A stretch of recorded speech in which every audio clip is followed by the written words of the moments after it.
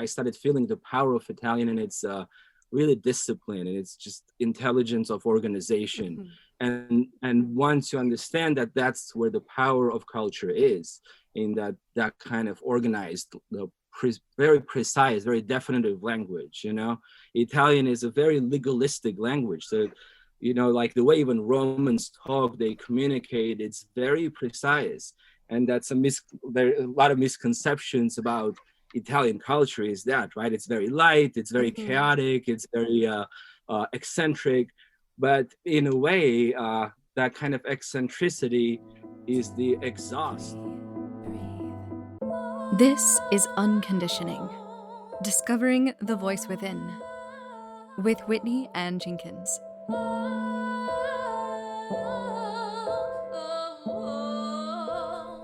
Hello and welcome to the 29th episode of Unconditioning, Discovering the Voice Within, where I bring on guests and we talk about the inner authentic voice and the challenges and the rewards that come from following it. This week, I have with me Vaughn Kochar. He is an Armenian-American filmmaker based in Los Angeles, an award-winning filmmaker at that. He's recently received recognition and awards for his most recent film, Italian for Travelers. It's appeared in the Santa Monica Film Festival, the Culver City Film Festival, and it's recently been selected to be shown at the Chambal International Film Festival in India. So it's getting some international recognition, so it's really exciting because it's transcending borders and languages. And as you listen to my conversation with Vaughn, you'll see that theme is very relevant as we talk about his life journey and his creative process, as we discuss his roots in Armenia, his time now based in Los Angeles, and also his experience studying philosophy in Italy, which is where a lot of his inspiration came from, creating and writing and directing and producing this film. I really enjoyed this conversation with Vaughn. He's full of passion and love for the craft of filmmaking, and I think you're really going to enjoy diving deep into his mind and getting to know the life and inner workings of an artist. So here is Vaughn Kochar. How are things in Los Angeles? Well, it's good. It's warm again. Just dropped my daughter at school, and how are you? How's West Virginia? It's okay. We got a snowstorm. So Oh wow. You guys have tsunami things happening, and we have snowstorms, and so who knows what's going to go on. Yeah, it's there. Yeah. Who knows? So the film got into another festival. Which one is that? Yeah, that's Chambal. It's in India, actually. Okay. It's in Chambal International. It's gonna be in April, so hopefully it's without this COVID and insanity. If everything works out, we should be there in April. Nice. Are you gonna go to India? Yeah, love to. You want to come? Everyone's invited. Yeah. I would love to go to India. Yeah, I have some friends there. It's in Rajasthan up there. Yeah, I've been up north. Okay. My last name is obviously is Armenian, but it's also Indian. It's a shared last name. So Kochar is a very popular Indian name. So I wonder if they just thought I'm Indian, so I'm like hijacking someone's career path there. You slid in like, there. Send me back. Like, you thought you were sick. Go back. Nice. I used to get a lot of letters from Indian companies because of my last name. Assuming I'm Indian, I used to get Indian newspaper subscriptions. I would get sales calls in Indian, so it's there's that connection for sure. Wow. Indo-European connection. So do you have Indian roots, or just the name? No, maybe somewhere along the line. Don't we all have Indian roots? I'm sure. Now that you look at the map, when you leave home and then you travel a lot, and then you really see how small it is, and the distance also is not that much. You see how the same mountain chain connects so many different countries in the end. So from Armenia to India, we're going to Mars, so that's not a distance anymore. Right. Yeah. Yeah, they're really not that far away. Sure, someone. Yeah, I'm sure there was some connection. Someone passed by someone's country. Yeah, I think that the United States is so vast in the way that it's spread out that sometimes it's difficult to kind of like wrap your head around how things on other parts of the world are more closely interlinked distance wise. So, Yeah.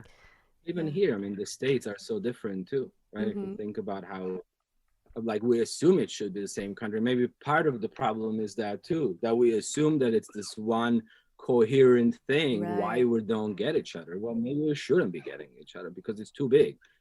You know, too Right. many, because we Separate. speak the same language or fail speaking it. You know. Oh, definitely. There's so many people in this country that speak different languages. So I feel like a Mhm. lot of people are proponents for the split of this country in order to like make things more civil. I don't know. It Yeah. seems it seems Yeah, I wouldn't go into yeah. like splitting, but yeah, Yeah. but in terms of, yeah, at least understanding, not expecting that it should be this well-oiled machine when it has so many parts that have nothing, even Right. not even like, not that they don't have anything to do with each other, they just never like really worked with each other yet, so you can't assume that it's gonna Right. work so Yeah, perfectly and something very or smoothly. interesting, not to like bring up things like astrology, but on Mhm. in February, the planets are going to be the exact same position that they were when the Declaration of Independence was Mhm. signed for the first time since that moment. And so That's a very things could interesting, be really yeah. interesting coming So, up, mhm. the way that systems are set I up. wonder what's gonna happen now. Maybe we declare dependence now this time round. You know, it's a different Right. cycle. We'll see. Declaration of codependence. Oh, wow. I would like to see the history books write that one. Well, they're written. They're in the marriage section usually. That's true. So we'll get back to your Italian for Travelers film that's hitting the film festival circuit, which is really exciting. And it's already got some recognition from the Santa Monica Film Festival and the Culver City Film Festival, and now the one in India. I would Yeah, like, Shambhala International. We got accepted to yeah, that. It's in April, so very excited it is to very go there if exciting. everything works out. Yeah, Hmm. look for plane tickets after this call. Right. It's for travel, but yeah, it's kind of it was good in a sense that we saw that there is more of a global appreciation for it. Yeah. So Well, like having conversation, Santa Monica, we thought we're like hitting this local thing. We hit a local nerve, but India was very encouraging in a way that showed that it has legs to travel. yeah, but I feel like that's not surprising because the film itself is pretty multicultural in the subjects that it is bringing up. And so I want to get to your story a little Yeah, bit as an sure, artist and a creator sure. and to really get to know what inspired you to begin filmmaking in the first place and how that artistic sort of voice emerged from you and anything that you would like to share with that. Sure. Yeah. Well, it for me was a little bit the opposite. For me was avoiding all of that because I was born into family of artists and filmmakers, so it kind of came naturally. So I wouldn't. Uh, it wasn't this awakening or a specific moment. It was actually a natural condition that was assumed to be normal. Mm-hmm. So for me, the challenge was how to have that other voice of like reason or something, that will at least give me perspective, see if this is mine. Because when you're born into something, Right. it's very you naturally fall into that thing, whether it's through education that you already have just by being around these people, or whatever the genetic composition, like everyone kind of continues the trait of their Mm-hmm. ancestors. There is that. So there was always the thing, you're gonna like step away from that and see if that's yours. And that's how I ended up in Italy, because I went to Italy to study philosophy away from film. I was already here in Hollywood, and I thought like maybe this is, I fell into this kind of automatically. This is not a decision I made Yeah. at that specific time. I don't have that moment of Mm, like realization that this is a path. It's like this, maybe that other thing is my path, because I always had that inclination. I actually went to study theology, but then I realized that I will never be the Pope. So no, so I settled so for philosophy, Okay. more practical way of dealing with life. But Oh no, it yeah. was just the whole thing. It's not just philosophy. I would not go to school for philosophy in the US, but going to Italy, there's Right. that whole other aspect to it. Like you learn so many things. And it was great. I actually studied for 2 years, and it was the year 2000, which was the year of the Jubilee. And so like the whole world was there, the celebration of Christendom in Rome, imagine. So those are incredible years, 2 years from 2000 to 2002. As I was as I was studying philosophy, though, I realized that all my friends, my close friends, were filmmakers, Yeah. or my Italian friends. Um, and that just kind of like showed me that you can't really escape that thing. You're gonna fall into that trap. That's your tribe. Those are your people. I mean, Right. not to say that I was really genuinely interested in that. And I had incredible friends uh, at the university, and a lot of my friends were actually Dominican priests, because it was a Catholic Dominican-run university. A lot of Jesuits, Dominicans, a lot of clergy, and that was one big part of my life in Rome. But again, you can't hang out with the with clergy at night, and I Right. was in my 20s, so I ended up befriending all this big filmmakers, young filmmakers in Italy, who actually ended up being very accomplished and leading filmmakers today in Italy. And this is a friendship that I cherish and we keep, because there's such a big part of my formation, and there's really such a big part of this movie, in a way that I was introduced to Rome, to Italy, through friends, through Yeah. Romans, to Italians, who just showed me the city and the culture in a way I would have never experienced, even as a student there for 2 years. But again, that just showed me that my passion, my night job, will always be the film. and and it was just that whole thing with Rome. Rome is just such an experience. It's such magic, and Yeah. just being there, you get educated. And I just can't stress that enough. Just like walking around is a university.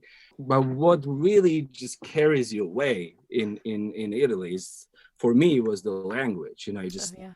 it's so you just the deeper you sink into the beauty of it, the more you know it, the deeper you sink into the beauty of it. And the language was a major factor. This fascination by Italian, this understanding of it, the fascination, I would say, with language, it was a big part of it.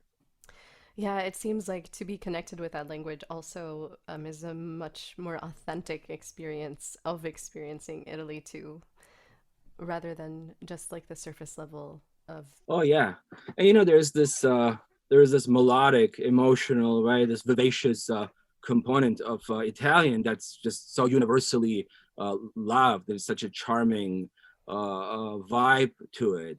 But the more you learn, and the more you like feel the poetry of the language, for me, that kind of charming, like the lightness of the language was not the kick. And I started feeling the power of Italian, and it's really discipline, and it's just intelligence of organization. Mhm. And once you understand that, that's where the power of culture is, in that kind of organized, very precise, very definitive language. Italian is a very legalistic language. So, like the way even Romans talk, they communicate, it's very precise. And there are a lot of misconceptions about Italian culture, is that, right? It's very light, it's very Mhm. chaotic, it's very eccentric. But in a way, that kind of eccentricity is the exhaust of Italian genius, not its engine. The real engine is it's in that precision, Yeah. of delivery.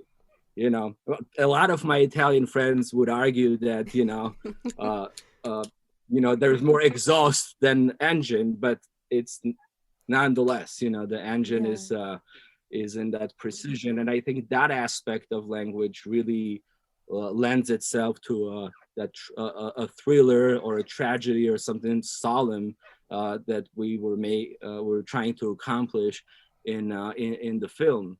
And the language, the Italian kind of acts in both ways. It is very lively and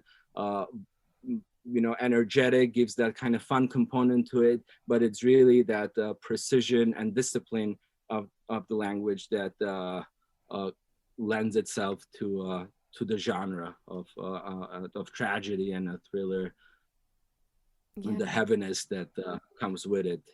Yeah, for sure.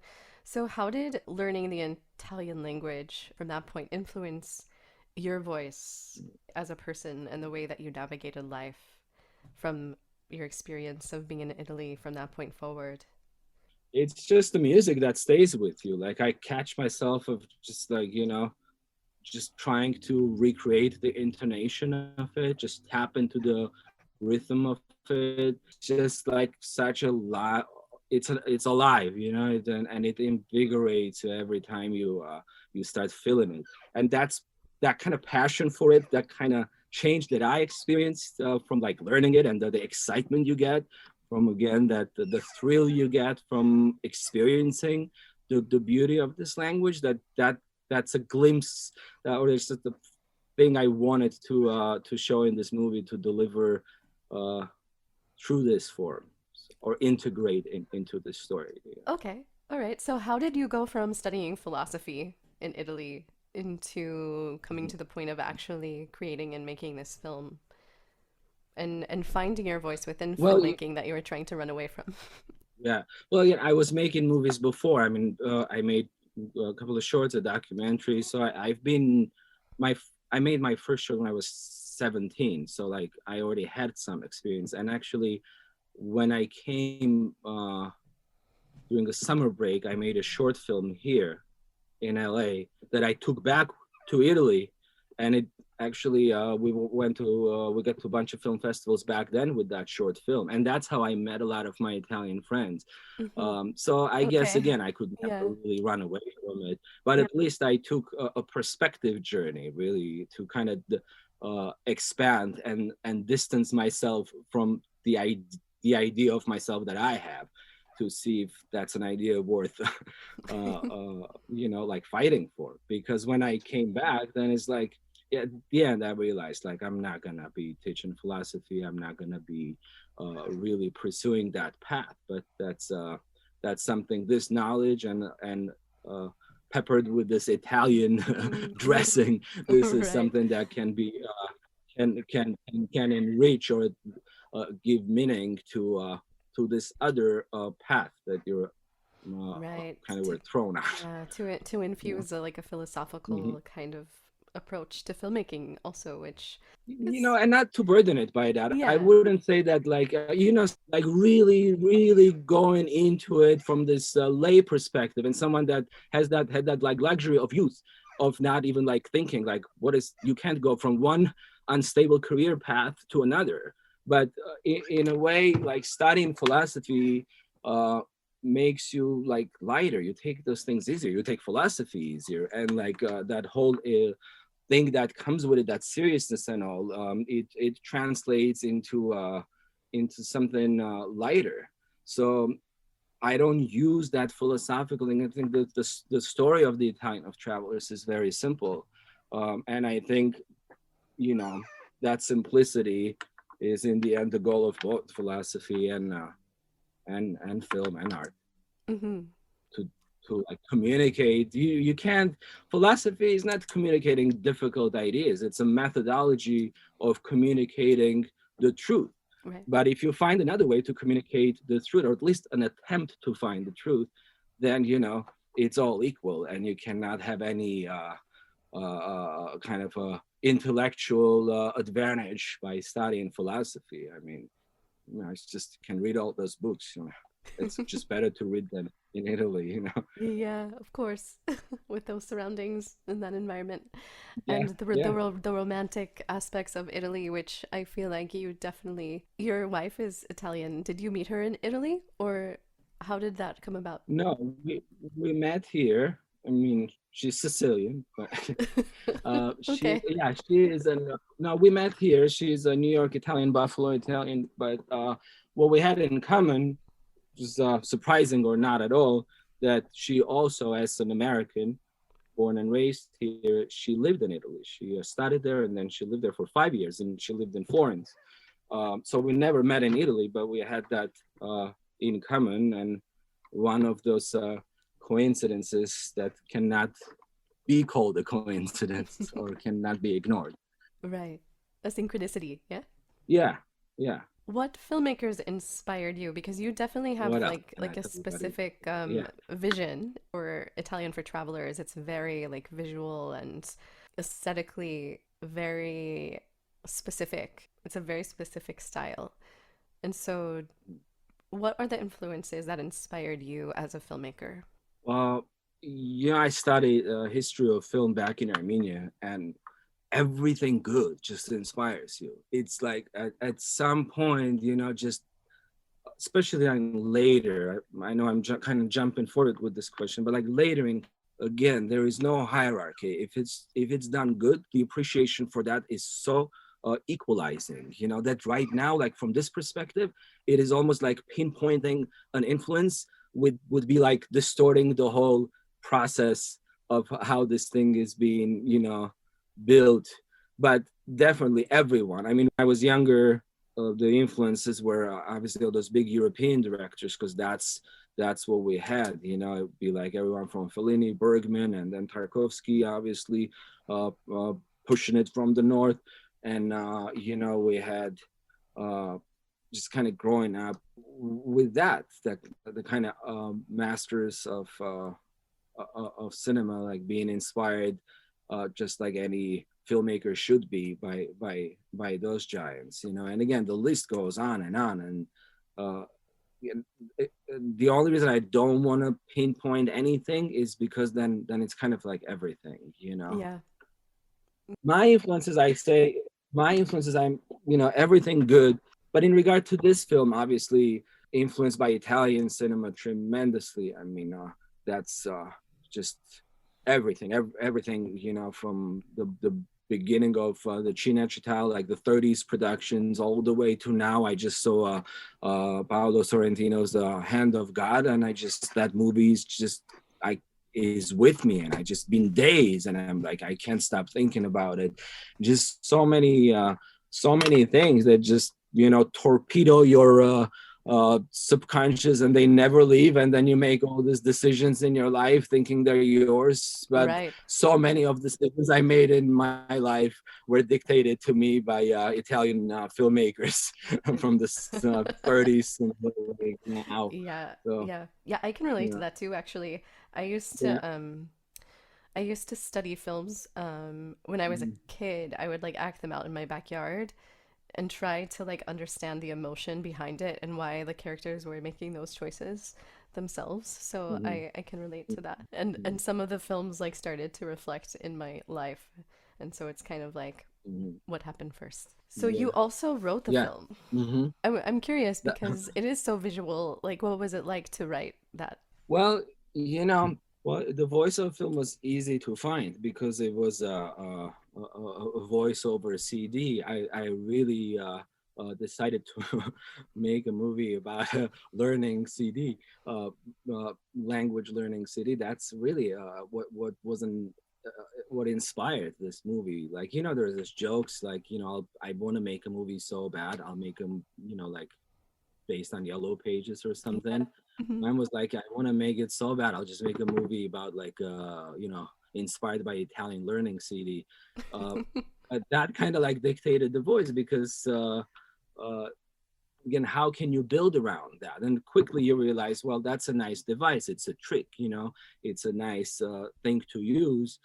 But you cannot just, there should be a story around it. There should be something that even inspired by that form, like a story even inspired by the device, to like a story to implement the device, and then they kind of build each other that way. Yeah, I guess that's where it'd be like that. So that the Italian CD was kind of the impetus of it, like how that repetition of like the patterns, the learning patterns, like that image word connection, how that can be Yeah. worked out into some kind of entertaining form. And then the story followed, and the story, the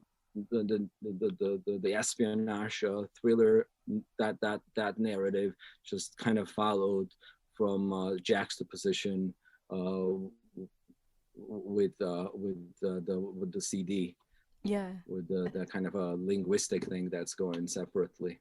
It definitely followed a certain rhythm for sure that drives the film. Yeah, but it was easy to write in that term that, yeah, I wasn't focusing on writing, and I decided uh, this is going to be a different type of screenplay. So no one's going to read it. The screenplay is going to be the business plan. The only people going to read it because I'm making it. I'm bringing the money. So no one reads the scripts anyway. So why should they? And then if no one's going to read it, why should I even write it? So I'm going to write it a working script to for me and the team for production to be literally on the same page, but it's inseparable from what we're gonna do. It's gonna be one production in which the story is not its own thing that needs to be developed and go through like development inferno and stay in purgatory. Like I would love my screenplay to go through that development hell, but I'm not going to let this thing stay in purgatory anymore. Yeah. Let's go to the depth of hell and do it. Or we're just not even like submitting it. We're not submitting it to hell. We're just going to make it Yeah. right, right where we are, and then we can go to hell with it. But that changed the dynamic. And again, this is not to take away from this, the screen writing, how important the screenplay is, because in the end, it is this but there is a lot of formalism. There's almost like an obsession with the formatting of the script. Yeah. There's almost the way it needs to be presented, and it's fine. It's fine if it needs to be obviously it needs to go through that process of development and that process of polishing so many things. But this is like, I realized that takes years, and that's not what I want to do with this. And that changed the whole dynamic. And again, being uh, so heavily relying on the voiceover, don't even have to like put that much emphasis on dialogue, and let the observation of it be the engine. Let be that visual part of it be the engine, rather than ideas that you want to put there through this formats. Yeah. So curious if while you were writing the script, if you had like a specific vision for what you were writing to come to life, and during the process of making it, did that vision match, or did it change, or how did that come about? It first, it came unexpectedly better from at least the standard that we had. But when we were hitting the standards and we had all this collective kind of surprise, I remember Sona and Sam was saying, this is a very rare film in which everything that we planned, like visualize in our heads, comes exactly in that way. It's almost like takes away from the fun of it. Everyone was so precise, everyone was so prepared. Then when we received the results for which we prepared, and that was very interesting. And then it started exceeding it, and that's when the real surprise kicked in. So you can't get bored with over preparing, because then the real surprise will come. But the preparation was the key. Yeah. And the having that kind of mindset, having that kind of a thing that we're not here to have fun. We're not going to go there and improvise and have fun. It's, we got to get this thing done. It's tight. It's a tight schedule. And everyone was just this hardworking, like we didn't have this like the cliche of like an artistic, like collaboration and all. It was just very business, like this what needs to be done. And we just got to deliver this thing and move on. That was the whole thing. Just do it and move to the next thing. Yeah, well, that's a testament to you, though, and your ability to communicate your vision and what you were expecting, because to not have a script in a traditional sense, you were able to Right. communicate with your team what you were aiming to achieve. Here's an important point. If you don't emphasize or you don't invest so much time into writing the actual screenplay, it doesn't mean that you don't need to develop the film hastily, or you don't. What we did by not investing so much time into writing it was into preparing it in pre-production, really taking our time to nail all those points, what needs to be done with the team. So it wasn't that, you don't write the screenplay and then you just gain time that way and you just go into the production. You just don't waste that time with people who are gonna judge your screenplay for better or worse. So they may usually they're good judges too, and they say very valid points. This thing's not gonna work.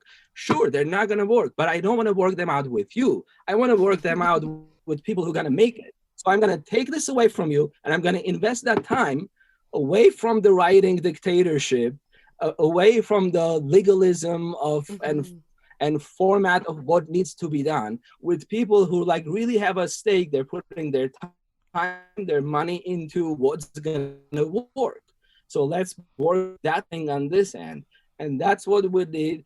And that was a testament that it's not like an improvised thing. It's not a again, like a rush thing or a disrespect for screenplay. It's a respect for a general process in which screenplay doesn't have to be the king if you know that the vision is the king. In general, the whole product needs to work out. You can't have an amazing script and then just based on that expect that you're gonna have a great movie. You're definitely not gonna have a great movie if you don't have a solid foundation.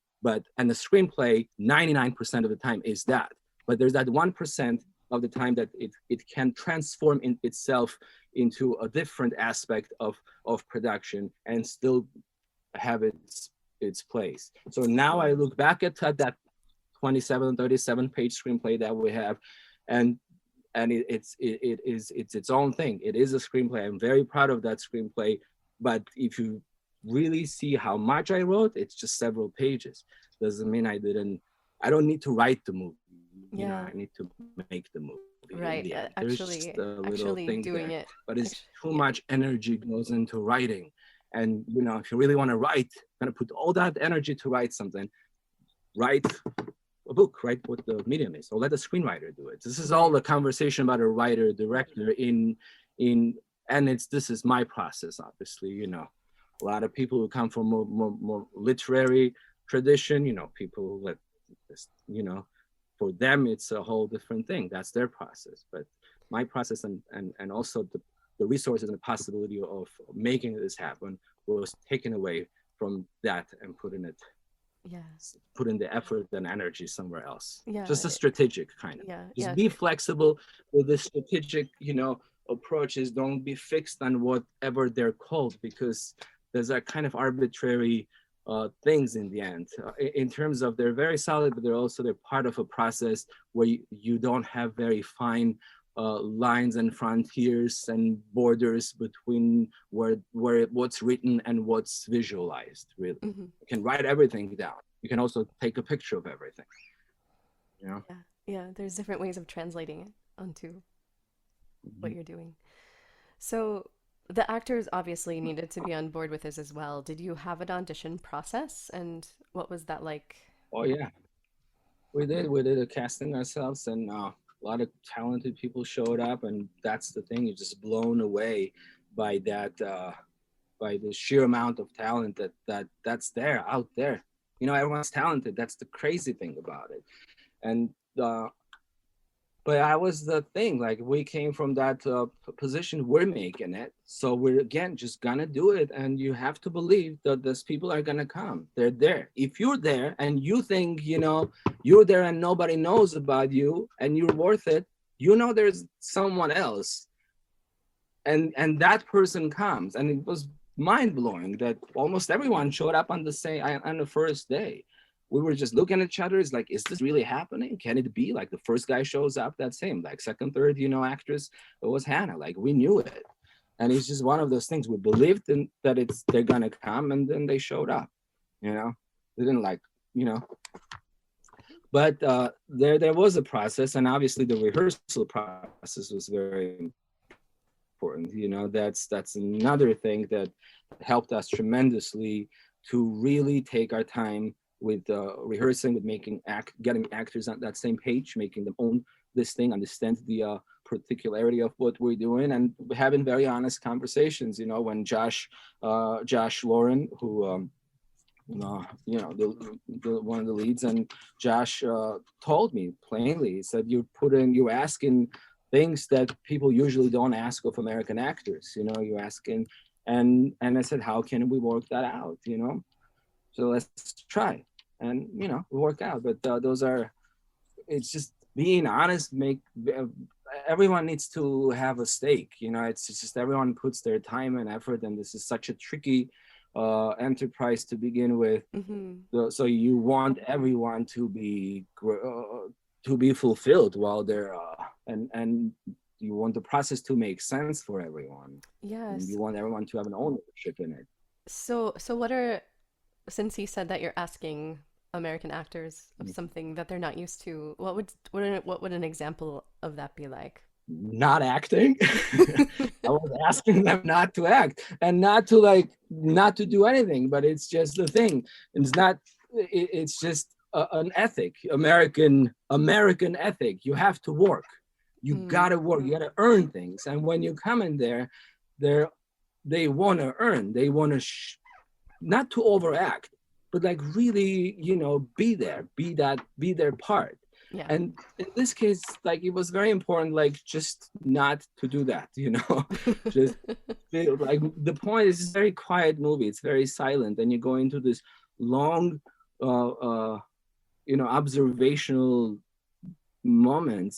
I mean, let's say, it's a wrong way to say, it's a very quiet movie, and it's with long takes.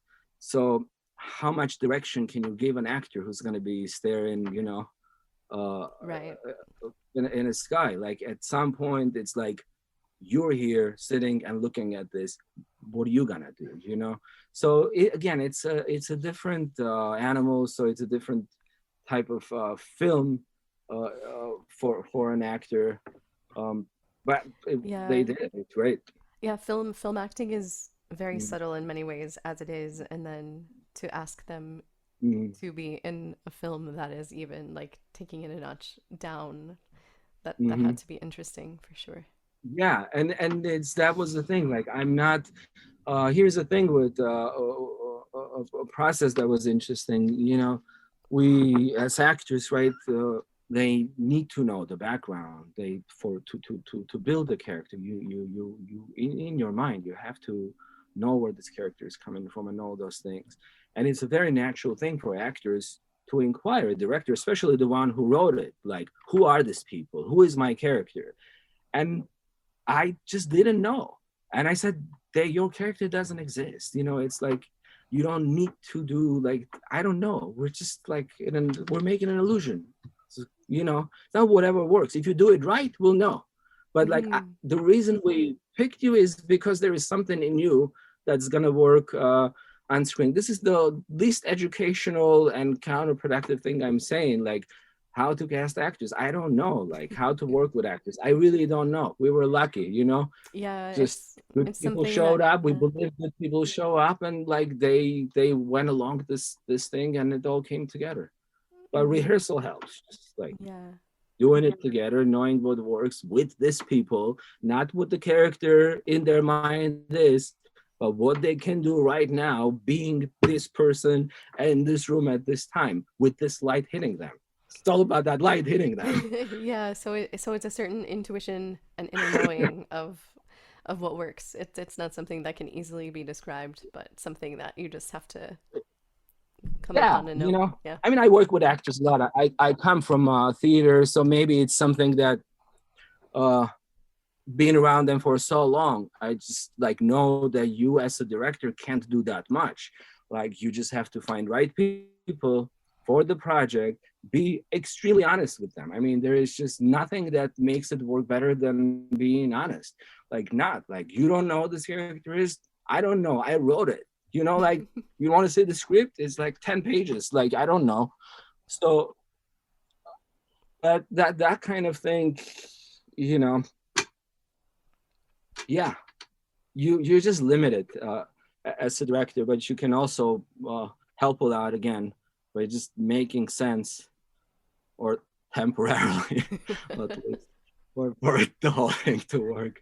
But yeah, they're great. Hannah Elder, Joshua Lauren, Carlos Barbu, Dan Balkaban, just want to mention them all. Jilali, Res Kala, I mean, we didn't have that many. Mike Moythil, Julie Topchan, they made it. There you go. Yeah, they were fantastic. It's those people, the combination of those people who were available at that time, and we couldn't cast any longer. So at some point, you gotta do with the resources you have, and we had excellent resources. Again, so much is luck, whether it was earned or just like pure luck. That's not for us to decide, but it happened. I'm very proud of what everyone's done, and the crew. That's a whole different conversation. To which I hope we get to, like working with these people like Sona and Sam and then this incredible that synergy, the workflow that you have. That's the most gratifying part of this process. Like, really, you come into movies, you thinking so many things that you want from it, and like that you're gonna get a kick out of it, getting those awards and getting letting your vision expressions all. But once you start working with talented people and you see that you're like part of the shared insanity, and you're invested in each other's growth, that's what makes sense. That's what you want to stay in the game.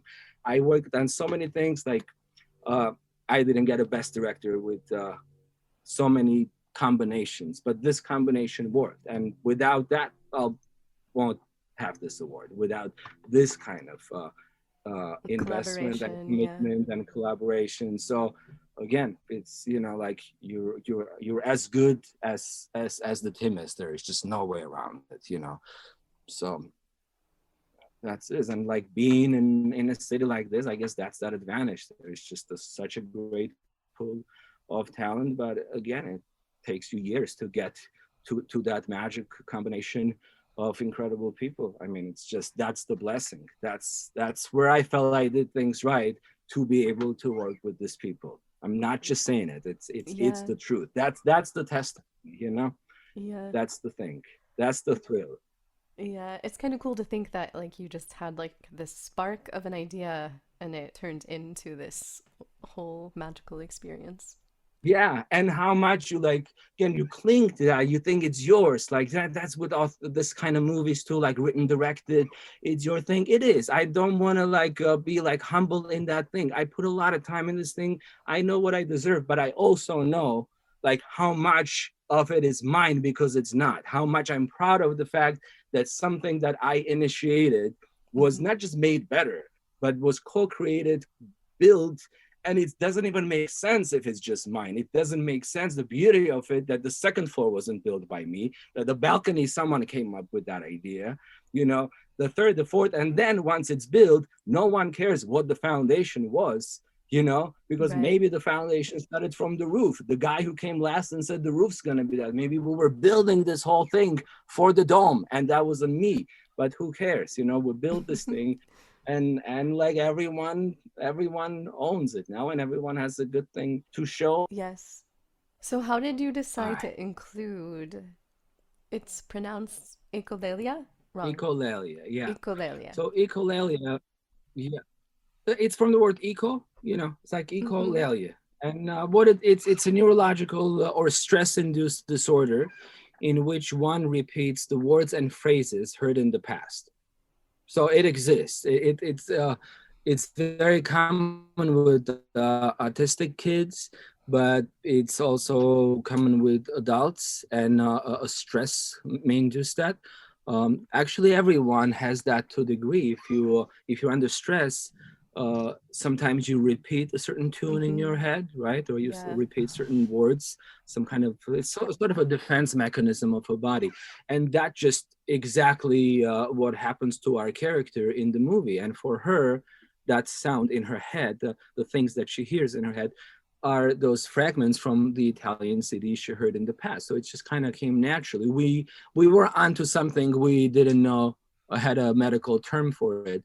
And then later I said that this must be medical. Actually, Sona, our producer Sona Stambulchan said, like, is there like a medical term for that? And it's just all it was, like, we researched, and there it was.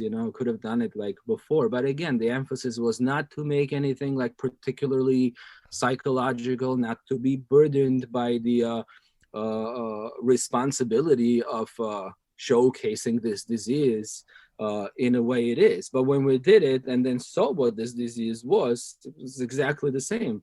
Under the stress, under the pressure, a comforting pattern of words emerges in your head. And in our case, it was this Italian learning CD that she started in the past. Just a perfect example of echolalia. The film has some definite themes. Well, we call it a modern tragedy because it is, in a classical sense, that the structure of it is that of a Greek tragedy. This was a very conscious choice because we live in tragic times, and we're living like this simultaneously global tragedy. So I think this genre of tragedy that's been avoided for so long, we do dramas, but life is tragedy, really, and now we see it. We always knew it, and you avoid it. It's a normal thing to avoid, but now it's hard to avoid. So we felt like tragedy is a very great, very timely genre to express the reality we're in, or the essence of reality, the tragic sense of it. So we really relied heavily on Greek tragedy structures, like the classic, the three acts, and with the cyclical nature of narrative, a tragic choice forced on an individual by society, or in our case, by a regime. So these are classical kind of elements. These are elements of tragedy that are in a movie. But the fun part in following a classical tragedy model is that it's very, very independent film friendly. The Greek tragedy is very restrained by its nature. It's very limited number of actors, because tragedies usually happen in those within those limitations. Then you have another thing that's very helpful. Coming back to that reserved style of acting. I mean, it's masked acting, right? The Greek actors were wearing masks, right. So the whole persona. So that kind of reserved style of acting is what was very helpful for independent filmmaking from this technical point, that you save time on rehearsals. It's just that simple. It's a very tricky way of structuring a movie, and the best thing about Greek tragedy for independent filmmakers, they deal with the aftermath of events. So they don't show the murder on stage. It was the murder, the tragedy happened, and then it's the aftermath of tragedy with which people deal. So these are really, really helpful tips for independent filmmakers. But again, budget-wise, it's perfect. So we use that. We relied on this Greek tragedy model. But the biggest part of Greek tragedy is, of course, chorus, right? I mean, that's the key element, chorus. And the voices that the protagonist hears in her head, the Italian city, is exactly that. So there is this connection between chorus and echolalia. It is that repetitive, nagging thing in your head. And the Italian city is that device. So that device that we talked about originally, that everything was built around, in the end, it was. So the device found its perfect place as a chorus, and then the story was built around the chorus, kind of. The chorus told us the story in many ways, or inspired the story. But that chorus and echolalia connection kind of continues, goes through the movie, and that mental chorus is enhanced through an actual chorus. because one of the main musical themes of the movie is anacrosis. And it's an ancient music found on papyrus fragment and believed to be the oldest recorded song. It was part of chorus of Euripides' Orestes. It's a tragedy that was produced in 408 BC. So this is one of the oldest recorded songs we use. And we used an authentic rendition by Spanish monk and musical revivalist Gregorio Paniagua. He recreates the sound effect of catastrophe. So catastrophe, apart from its general meaning, was a musical term describing the sound the string of the lyre makes as it returns into the equilibrium after being struck. So again, that kind of repetitiveness, that kind of sound effect, it is a very suspenseful and anxious sound, and just adds this very ancient and authentic layer to the film. And it's in the structure of the movie, it's placed in the same way it was in the original tragedy. It's between acts to kind of gradually build suspense. But this also gives catastrophe, the concept of catastrophe, if you view it through this narrow musical term of balancing the string of the lyre, that sound it makes as it comes down to the silence, to the zero position, you know, that kind of process is also dealing with the aftermath, dealing with the consequence of the tragedy. So catastrophe is the healing process in a way that comes after tragedy. You know, if you look kind of through this terminology and the implications it has and the hints it throws to a deeper understanding of an aftermath and what happens after the tragedy is struck. As everything tries to come back into realignment.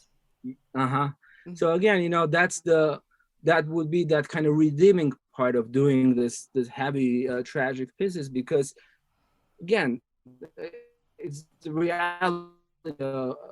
reality of life is that it is tragedy one way or another, but there is also that process of how you deal with it and the choices you make, which is that catastrophe, that process of balancing the tragedy to kind of an acceptable normal wave till the next one hits again. I like that. It's very deep. Yeah.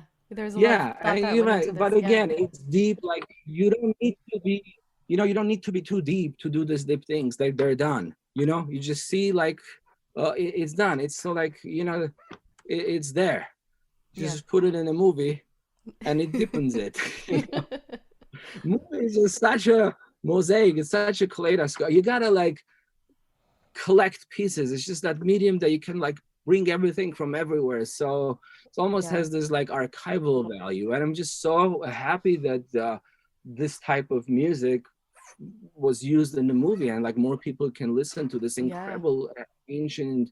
It's so suspenseful. You think it was written, it's a score written by a modern composer. It's spooky, it's thrilling, it's mysterious, it's deep. And strangely, this is another thing I'll tell you about this piece. You know, originally, you know, it was a very minimalist. I had a very minimalist approach to the soundtrack, to the score of the whole thing, to the sound. It was the Italian CD, which is in her head. She hears it as it's a chorus. So there is an actual Italian CD voiceover that we use. That was always, that was the impetus, and obviously was something that everything was built around, as I mentioned. But the second piece that came to me, and that kind of goes to your question about the screenplay.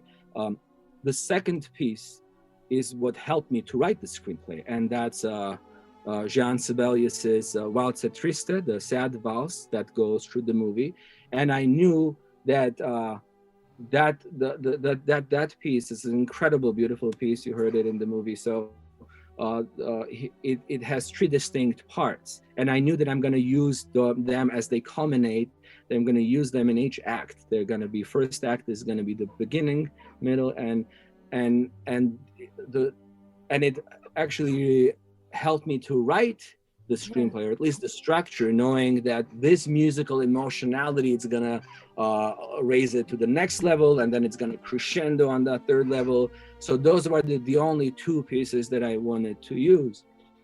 And then I was at that Counterpoint. Remember the bookstore on Franklin in Hollywood, Counterpoint? Yeah. So I was there and I found this CD by Gregorio Paniagua, and I was just listening to it. It's incredible. And I'm like, this can be good for the movie. I was already editing, you know.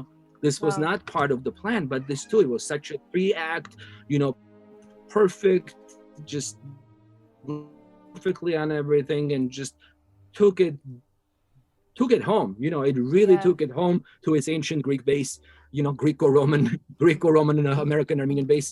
But you know, so that Sibelius part is just that's kind of the soul of the movie, you know. But it's just the way, like, again, the things come unexpectedly. They take their place. They push you out of your own movie, and they say, like, no, we're gonna be in there, you know, because we were supposed to be in it. And the fourth piece was also a surprise, and that was a song by Claudio Villa, a famous Italian singer. It's an Italian classic, Chitarra Romana, and that was suggested by one of our actors, Carlos Barbuth. I told him, do you want to, like, whistle something? There's a part in the movie that, like, whistles an Italian song, or any song. And he said, oh, there is this Italian classic, Chitarra Romana. You know, you should. And I knew the song when I heard it, and so of course this is great. And when we used it in the movie, it was incredible how a dancing scene we had, just beat by beat, fell into right places. It was like it was written or we filmed based on the rhythm of this music. There was kind of, again, like this incredible coincidences, this incredible synchronicities, or this incredible connections that happen. That's, again, when you're in a presence of such magic, when these things happen, that, you know, it there was more to it than you could have ever planned. But you have to plan for this unknown things to come, for the surprises to come. And with that said, then there was still more need, because this is just such a quiet movie. And though I intended to be quiet, I realized, again, it's not about what I originally intended, but this needs a little bit more. And we had a score written, very beautiful, fantastic score by John Rajkiewicz, and that he brought up a whole new, you know, his personal input, and having a composer working on it, just added, and has his own independent and beautiful score that was so interesting how that one greatly was in the same vein as everything else that we picked, and he was not even aware of. There were even moments of that catastrophe musical effect that he arrived to on its own, as kind of the movie, the tempo of the movie was dictating that. So yeah, the soundtrack of it was a whole different story, and full of surprises and lessons. Fantastic. What is the best way that people can follow you on your journey through the film festival circuit and support you? Best way to be follow us on Instagram. We'll have all the updates there. We're still hitting the festival circuit, and we're talking to distributors, but we want to play it out a little bit, see the reactions, and find our audience before we let it out. You know, this day and age, it's really easy to put the movie out there, but we want to get the sense of it before we do that, and find the best venue for it. But meanwhile, be happy to see everyone on Instagram. Great. Following Italian for Travelers, as I know this process will still be going on for a little bit, do you have any other projects in mind or that you're working on that we can look forward to? Sure, I certainly want to continue developing the genre of tragedy. I have another project that, again, kind of is in the same vein, and that's in works. So definitely there's work to do to enhance the popularity of the genre. And obviously, we're not the only one working in tragedy. The whole world is working in that genre. But that's in terms of feature films. But currently, we're actually in production for a documentary about the predecessor of YouTube, about an 80s cable show called UTV that was a catalyst of everything that happened. It was the first TV show that democratized the platform and would allow users videos, and it was showing users videos from all over the world and connecting people through that. But this is a company that happened before internet, really, or before internet was popular. So it's a very interesting project, and we'll hope to share that with you soon. Excellent. Well, thank you so much for joining me and sharing your story and talking about Italian for travelers. I have one question that I usually ask my guests to wrap things up. And that question is, if your inner voice had a billboard, what would it say to the world? Get coffee. Okay. Coffee's important. I don't know. It's probably what I want now. That works. Dodging this inner voice questions. I'm just like That's okay. afraid it's gonna come out. I think it's fine. Thank you so much for joining me this week. If you're listening and you like what you hear, please consider subscribing and rating this podcast, as it really helps get this podcast out to other people who might be interested in hearing it but don't know about it yet. And also, if you'd like to contact me or reach me, you can reach me at unconditioningpodcast@gmail.com or unconditioningpodcast on Instagram. Thank you so much, and until next time, stay tuned in to you.